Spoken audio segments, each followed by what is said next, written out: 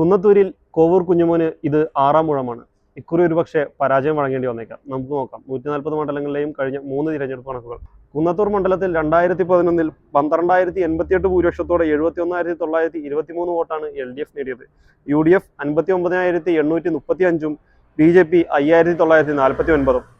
2016 RSP UDFിന്റെ ഭാഗമായി. 2016 തിരഞ്ഞെടുപ്പ് വന്നപ്പോൾ കോവൂർ കുഞ്ഞുമോൻ RSP വിട്ട് LDFിലേക്ക് വന്നു.